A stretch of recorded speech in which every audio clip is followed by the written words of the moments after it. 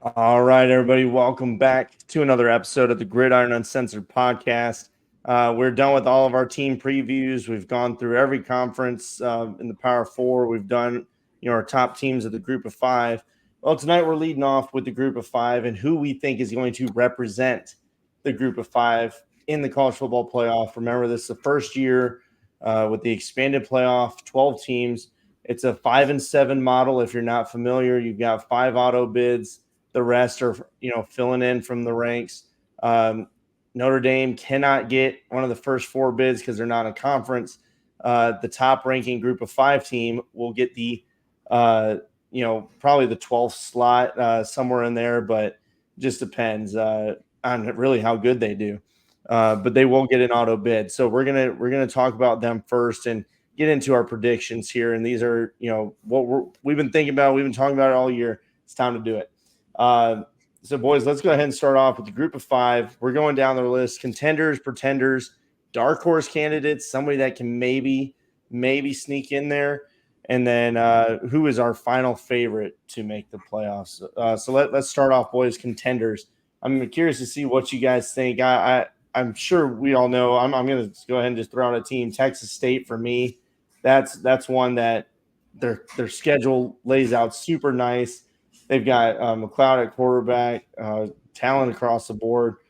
I think it sets up really nice for them to be a contender this year for the playoffs. App State as well. They're 2 teams that really jump out to me first. What about you guys? What do you think contenders for the Group of 5? I have Liberty still. Yeah, I think returning Salter is going to help a lot. He was a beast last year, and just that alone, I think, is going to propel them. And Boise State, I think, just because they're Boise State, they've got a tough schedule having the Oregon game. yeah. But that's what's going to be the telltale for them if they're going to be a contender or not. But I'm not sold on Oregon. But we'll see. Interesting. Okay. Yeah, I mean, interesting little end comment there. Yeah. Hey, so for me, I'm with you guys both on App State and Liberty. However, my contender, and I really believe this wholeheartedly, they will come out of this ahead, is Memphis. Yeah, great pick. Wholeheartedly, I think Memphis has got all the talent. They got a lot of returning starters. And they're outside of the Florida State game. I mean, honestly, guys, I feel like they should be favored in almost every game that they play outside of the Florida State game. Yeah. Memphis, they're a loaded team. They did really well in the portal. This is a team. You guys, they're in my list, and it really, you guys covered them all. That's it to me. There's other teams out there that we mentioned in the previews. There's a lot of teams out there that could do something, but when it comes to contenders, we're talking who has the best schedule, the best roster, who will make it. Trevor, what were you saying, buddy? Well, I was just gonna say is like I know you guys said Boise State, but that being said, I think they're my pretender for the Group of 5. To be perfectly honest, interesting. Okay, all right, Trevor, elaborate. Well, here's my thing: is that I don't have the same confidence in Boise State. I know they are Boise State, but they do have Oregon, which, I mean, granted, even if you're not sold on them, Oregon, by and large, I think has the best roster in the country. If you were to ask me today, before any games were played, Boise State also has to play Washington State. Well, we all know that they've lost a lot, but it's still, I still think that they are a better team. I think that Boise State in general has a harder schedule with Oregon State, Wyoming. I always think San Diego State and San Jose State are always tough games. UNLV, they have an improved roster this year. Yeah. I just think the Mountain West this year is way tougher than people give it credit for, on top of the out-of-conference schedule. I mean, Mountain West already is adding Washington State and Oregon State to their schedules, so it automatically adds a little bit more difficulty. Now, some might argue that both of those teams are not much better or worse than any, or not much better or as equal to most of the Mountain West teams. Yeah. But I mean, they've been playing on the big stage for a long time, and there are still some veteran players on both of those squads that I think potentially could give Boise State some problems. Because I think if they walk out a Mountain West champion, but they end up getting 2 or 3 losses, it doesn't matter. At that point, they're out of it mathematically, because there will be 11-1 team out of it will have to be an 11-1 team probably coming out of the group of 5, in my opinion. Yeah, it's yeah. What do you think, Blake? Anything on that? I mean, I agree with you, especially about the schedule. Yeah. I still think Boise's got a solid team. Mm-hmm. I think the isolated game is the Oregon game. I will say though, I know we're not at the dark horse yet, but Memphis, who you picked, was who I was going to put as my dark horse for the game, the group of 5. Nice. My only hesitation with Memphis is their defense. It was atrocious last year, but offensively, I think they're loaded. And Yeah. I agree with you about their schedule. I mean, I think they've got a fair run at it. So I don't pay that much attention to the group of 5 typically, but they've gotten better over the years. And that's like for the pretenders. I don't even have a pretender for them because the ones that do good typically do good. Like Memphis is usually decent. Appalachian State's usually decent. Boise's usually decent. They're all, they meet expectations. And then the ones that are bad are usually bad. Yeah. So I don't feel like there is a one that fits the mold for a quote pretender in the group of 5. But I mean, all of them have a shot, really. To be like both. the top. You could either be either or. All of them could have just a rough start of the season, and that mathematically probably eliminates them unless the entire group of 5 has when you boil it season. down, they're all potentially dark horses nationally. I don't feel like they're you can't really name a contender, I don't guess, per se, from the group of 5. Unless you're labeling it just to get in that playoff bid. Yeah, for the group of 5, obviously we're not doing every conference. We don't have the manpower, the hours and the bandwidth, honestly, to do it all. We're all fathers and busy people. Props to whoever can do that shit. But for the group of 5, we still love them. We love the football that's there, and it's. For us, seeing them get into the playoff to me is huge. So that's for me. It's the contenders who can get into the playoff this year, who will be the one to make it. So I guess for me, that I'll put it in as just go ahead and say favorites, because pretenders for the group of 5 doesn't seem right. That's more of a power 4 thing to me. Teams that they always get hyped but never freaking do anything. Yeah. So I guess then I'll revise my statement and saying now Boise is not a pretender necessarily, but they would be a dark horse as far as their schedule and way things lay out, as far as being the one that makes it when you compare it to App State's schedule and Memphis's schedule, for example. No, I think that's fair, Blake, making that point, because like I said, I just kind of write down notes. It's like, okay, that's what it is. But yeah, I don't think it's necessarily fair until we get to the Power 4. My guys that are like outside looking in, I have UTSA and Tulane. I still like what they have, but I don't know if they'll actually be able to get over that hump. Tulane's got a tough schedule. UTSA, new quarterback. Toledo's one kind of as my dark horse is they have a lot of potential, but I just don't know if they'll get there. Western Kentucky as well. That's my other dark horse for the group of 5. All right. So of all these teams, all that we've talked about, favorites. Who is your favorite? The one team that you're saying is going to make the playoff from the group of 5. I'm going to go Liberty.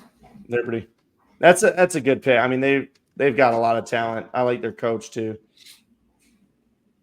Yeah, I'm going to stick with Memphis. They were the first team that I wrote down when I was looking at G5s. I just wrote them down before even looking at anything. I was just like, I I got a lot of confidence in that team, at least on the offensive side of the ball. And if they've Yeah. gotten even a remotely better, just a fraction better on defense where they can make 1 or 2 stops, that offense is formidable no matter who they're playing. Man, every part of me has wanted to say Texas State, just because I love what they're doing. I love what their schedule is too. Yeah, great schedule, great backfield. Man.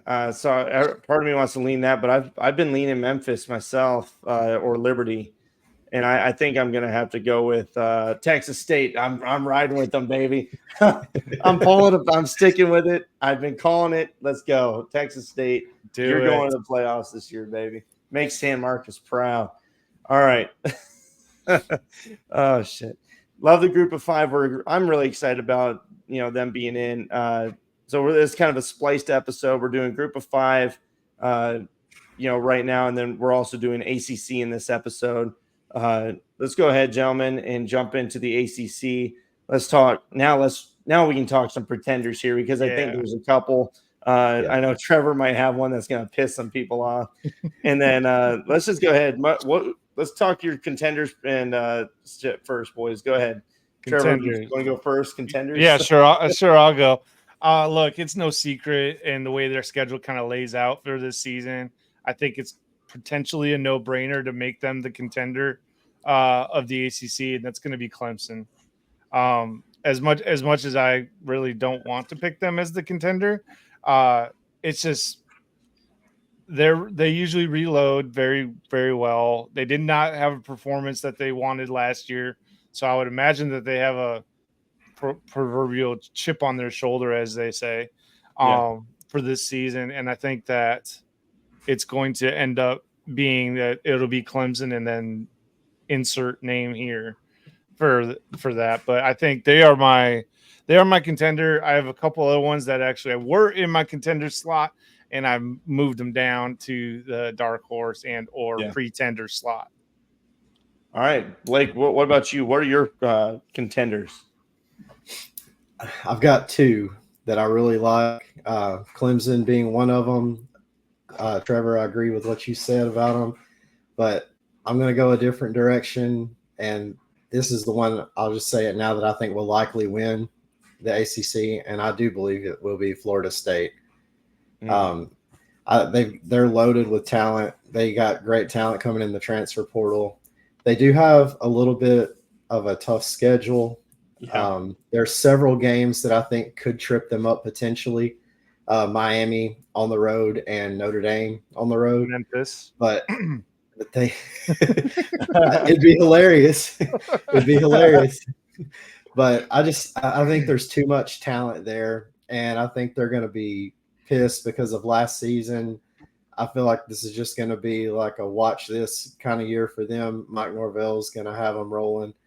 Clemson, they've got a good quarterback. I think I know you hate him, but I just think the talent's there with them too. And Dabo is kind of in that he's got to make something happen boat, especially with the way he is about the transfer portal. Yeah. So he's got to prove his math here that he can do it without it.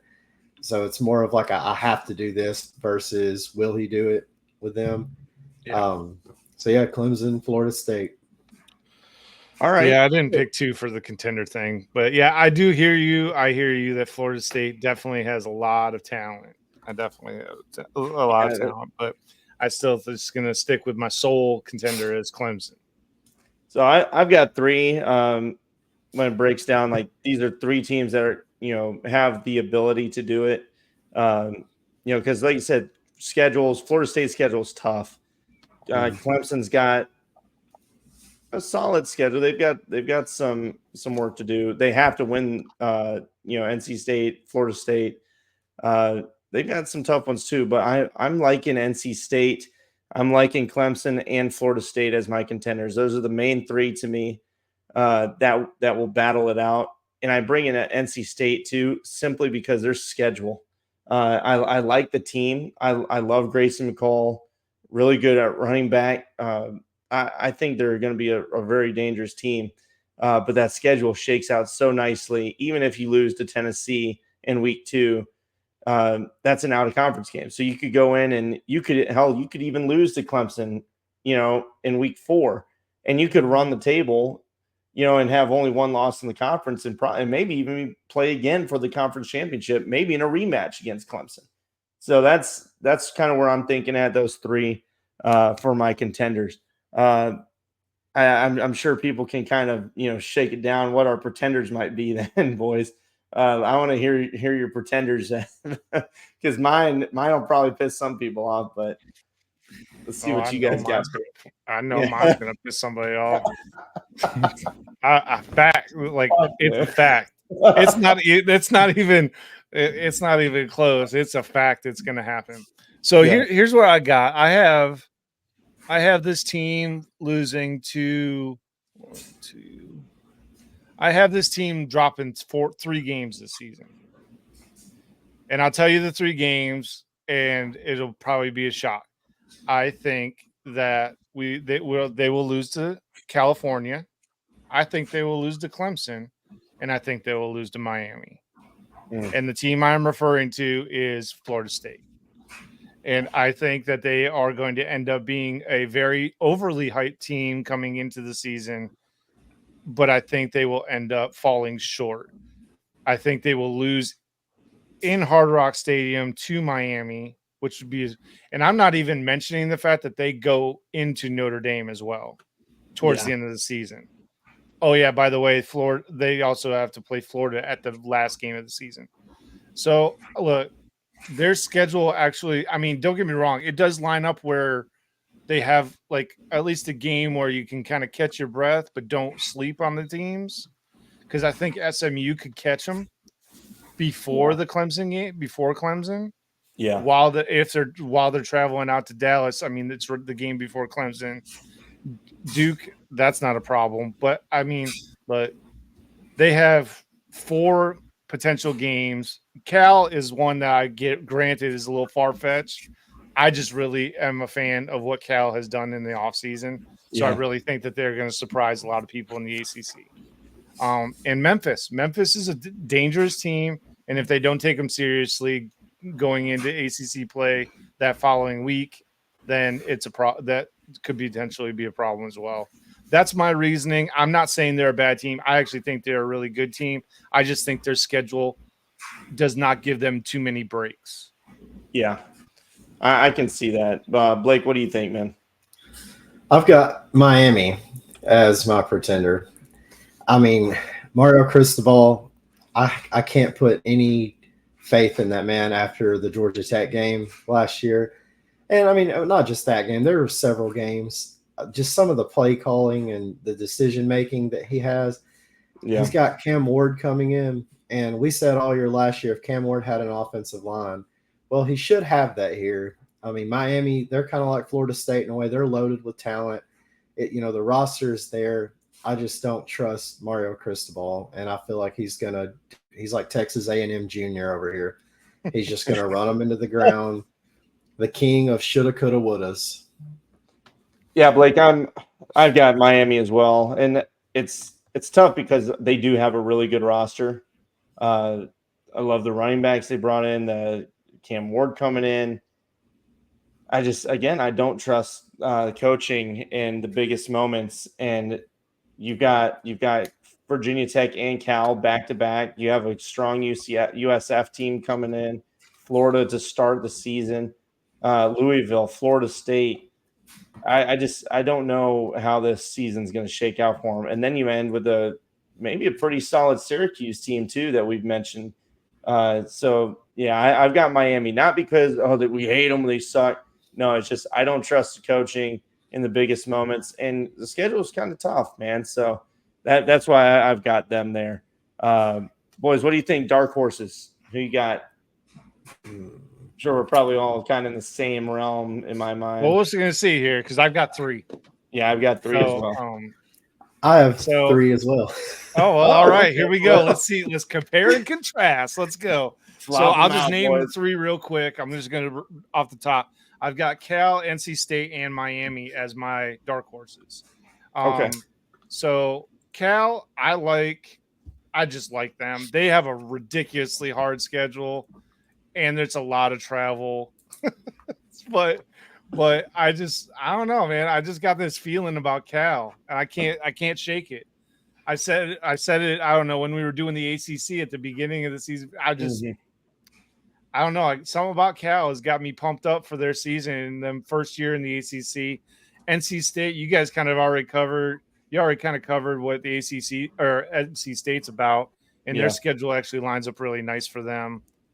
They avoid most of the big hitters in the ACC. If they were going to get to the championship, it will be this year. And they got a good schedule on top of that, and great. I think probably the best quarterback in the ACC, if not second best quarterback. And Miami, I think has all the tools necessary, and I make them my dark horse instead of a contender mainly because of Mario Cristobal. So it's not because they are not untalented, because most people would say that most of the time Miami's talent is up there with some of the top teams in the country. So those are my three, and I'm curious to hear what you guys have to say about your three. Yeah, Blake, go ahead. So I've got Virginia Tech, NC State, and Syracuse. Okay. I threw Syracuse in there because I think Kyle McCord is a difference maker. Mm-hmm. That everything's changing there. He played well throughout the spring, put on a pretty good show. NC State, you covered them in your contenders. I mean, I think the schedule is favorable for them. Yeah. And Virginia Tech, they're returning a lot of production from last year. I think they finally got them a quarterback that they like. Yeah. And again, they've got a favorable schedule, avoiding Florida State. So any of those three, really, if I had to narrow it down to one, though, Virginia Tech, I think, is the team of the dark horses that could potentially, if their offensive line performs well, could win even the ACC. Yeah. Yeah, Virginia Tech's a hot team. I put out a poll, and a lot of people were saying Virginia Tech could come in and win it. My dark horse is Virginia Tech, Cal, and SMU. I really like SMU, what they've done in the portal, what they're doing, jumping to the ACC. They've got strong running back play, strong quarterback play, Preston Stone. I mean, that alone is a dangerous thing. Solid offensive lineman. Just watch out for them. I'm not saying they're going to win it. Look, that is the one team that school could upset some people. That is the smallest school that knows how to throw money around. That is it's crazy. They're ready to rock and roll, man. They've been waiting for this moment. So they've got a loaded team coming in. They could jack somebody's season up real quick. All right, gentlemen. Final pick, conference championship. What's your championship game looking like for the ACC, and who's going to win it? I know. Florida State, Clemson. Florida State wins it. Oh, Florida State wins it. Trevor, what do you think? I think that it will end up being Clemson and NC State for a rematch from an early game in the season. I just think that's the way it's like they played. That's their first game opening the ACC conference play, and I think they'll win. They'll potentially win out the rest of the season and end up making it to the championship game with Clemson. So who's winning it? Wins? You got? Oh yeah, probably Clemson. Yeah, so you're kind of in the line of thinking that I had last season with Clemson and Florida State. It's like they meet each other in the regular season. One would pick up the win, and then it flip flops in the championship game. It's so hard to win. But I'd be very happy if it was NC State, whether it's my pick or not. I would be super happy if they made the playoff. Yeah, this one, it was kind of tough for me. But I think it's going to be Clemson, NC State myself. And Florida State's going to be right there, in my opinion. Virginia Tech, these teams are going to be clawing at the bit. I don't know how many wins they're going to go in. I'm not saying they're going in 12-0, but obviously Clemson and NC State, that can happen. But I think NC State pulls it off in a rematch. in the ACC championship game. That's what I'm going to ride with. But God, I don't know. It's going to be tough. It's going to be tough for them to do it. But I think they've got the pieces, and I just really like Grayson McCall. I think he's impressive, and he was one I was hoping Michigan would probably try to grab in the portal, but we were too busy winning a national championship, I guess. So can't be too mad. Boys, no love for Louisville. No love for Louisville. I actually have them as a pretender. I didn't say it, but I had it written down as them as a pretender. Oh, they did me good until they didn't last year, and then I just don't have. Cut them out, man. Send them gone. They're done for. Sorry. I had a couple people talk about Louisville. Yeah, I don't see it. I don't see like it. And just to follow up on my pretender with the FSU, I'll tell you my main reason for picking FSU as the pretender is that I have zero faith that DJU can perform at a high level with the elite teams of ACC and beyond. Yeah. I don't think that he is that caliber of a quarterback. Certainly not what they had last year. Yeah, that's I've had conversations with fans from Florida State, and I feel like they're a 10-2 is possible for them, but again, it all rides on protecting the ball, DJU and protecting it, and he does find it necessary, like at protecting it, but it's his passing percentage. It's in that 55%, less than 60 range. And that's just not going to be good enough, in my opinion. Now, if you get it up back to where it was, I think one year he had it at 62, 63. Okay, now we're talking. That's a championship caliber quarterback. Yep. And like I said, Florida State. It's not like I'm saying they're going to fall off. They're going to be horrible. They've got a tough schedule. Yeah, no. They've got. That's definitely not what I'm saying. As calling them a pretender is not a slight on them. Yeah. It is simply meaning that there are just teams that have a more favorable schedule. And honestly, the teams that, even though I'm not a big fan of Klubnik, I think he's way better quarterback than DJU.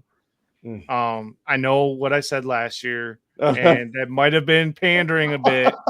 However, look at the flip-flop, baby. Look at it. I know what I said last year about him and DJU. I get it. You can come at me. I understand and respect it. But that being said, over the course of the year, I kind of calmed it down with Klubnik a bit, even though I'm not a big fan of his style of play. However, he does have an accurate ball, a tight spiral, and I think he commands the offense well enough, way better than DJU is going to probably command the offense at FSU, in my opinion.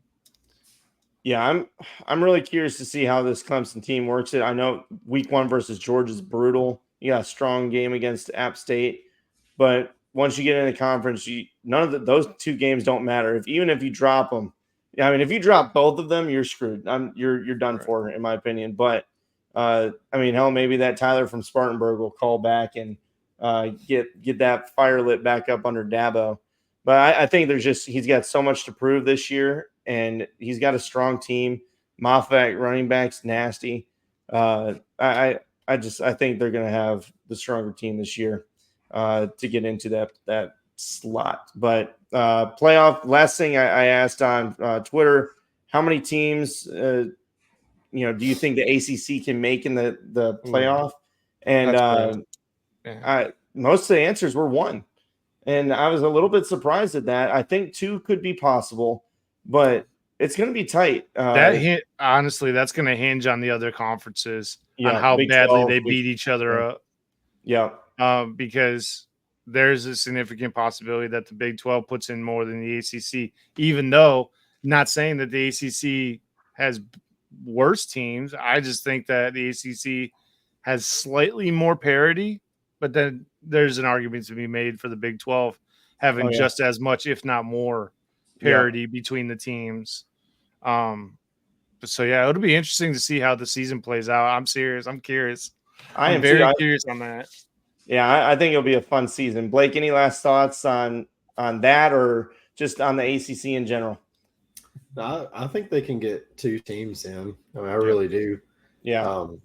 The Big 12 issue. Well, I'll talk about that when we do our Big 12 episode. Coming soon. But Yeah. all right, guys. Well, I guess you got our pretenders, our contenders, and our dark horses. Let us know what you're thinking. Let us know why we're wrong. But I'm telling you, we're right. Okay, we had a pretty solid track record, excluding me last year. So, Lord, I try not to keep it chalk, but I'm telling you, North Carolina State's winning it this year, baby. So I'm feeling it. All right, boys, let's sign off. We'll head on to the next episode here down the line. You guys have a good evening. We'll see you later. A good episode. Thanks for listening. Bye.